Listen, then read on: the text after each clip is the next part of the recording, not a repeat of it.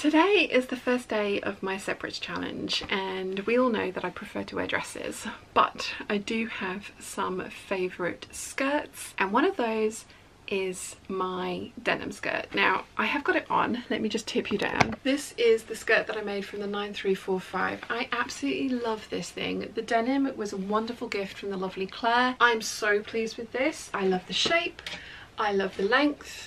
The only trouble is I made it a good 4 inches too big. Well, technically I didn't. I made it when I was 4 inches bigger. I have since lost weight. It doesn't fit. It looks okay, but it doesn't look great and it doesn't feel great. Now I personally like my clothes to be very form-fitting, especially my skirts, and I tend to cinch them in with belts on top of the fact that they're form-fitting, much to a lot of people's annoyance. I know I don't have to wear belts with everything. I like it. But today I am going to take the waistband off of this and put on a new one. I still have over here a bunch of scraps from the 3 pieces I made from this 5 meters of denim that the very lovely Claire gave me. So I'm going to take this 1 inch waistband off. I don't overly like this width of waistband. It's okay, but as I say, I like to wear belts, and my belts are all wider than this. So I'm thinking about widening the waistband on this piece.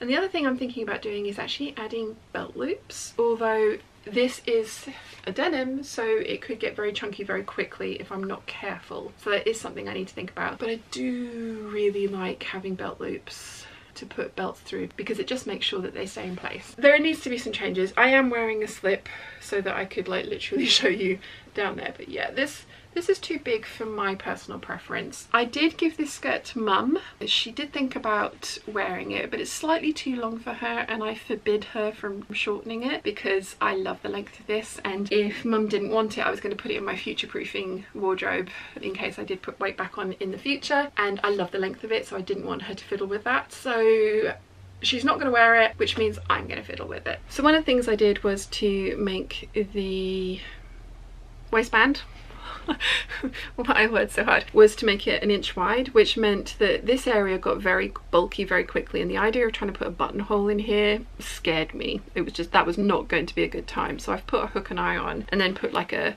faux button on the front, which worked really well. I have fully lined this one, which is fine. There is a centre back seam and 2 side seams.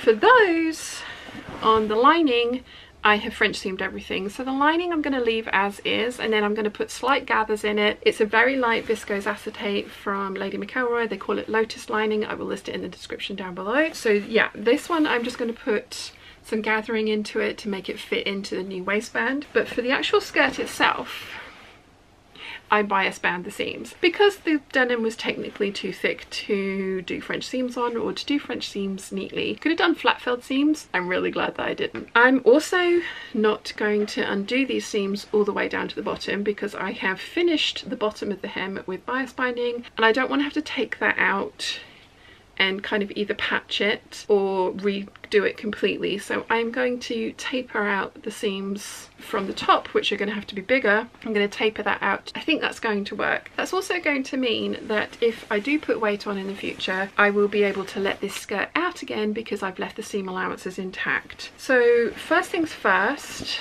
I need to unpick the waistband from the top of this skirt and see what I'm dealing with. The other thing is I did put side seams into this waistband, which again ended up quite bulky, but it's not a bad idea, and I'm gonna have to do it again because I only have pieces of this denim. Means I'm gonna need to piece my waistband together. So let's get unpicking and then cutting. The next day. Okay, I spent a last evening in front of the TV unpicking the waistband from the skirt. I've already taken the button off, but I do need to take the hook and eye off and rescue those. I am going to get rid of this one because I just didn't like the narrow waistband on me. Excuse the background noise, Papa is making bricks usable again. So the next thing I need to do is unpick the lining from the outer, then do some measuring and work out how much I need to take the side seams and the back seam in by so that the skirt will fit me.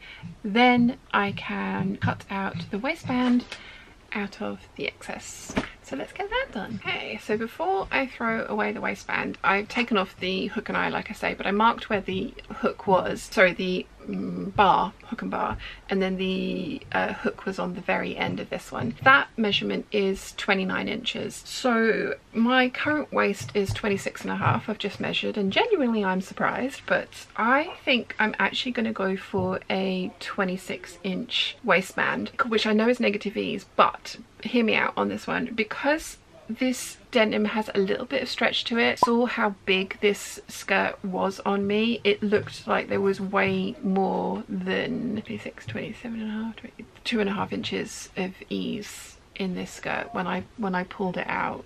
And I wasn't like pulling it, you know, I wasn't trying to exaggerate and really pull it. I was just sort of like showing you the gap that this skirt had. So I think what I'm going to do is go for 26 inches, because whilst that is technically negative ease, I think that's actually going to work out quite well. So the next thing I need to do is work out how much I need to take in each of my seams by. I've got 3 to take that off. I need to take them all in by 1 inch, which means ½ an inch each side. So that it's 1 inch total. So that's what I am going to do for this. And I have unpicked, as I say, the lining from the outer, and I'm going to leave this as is because it's French seam, so I will put some gathering stitches into this between the side seams to just ease that back into the body of the skirt once I have sewn these new seams.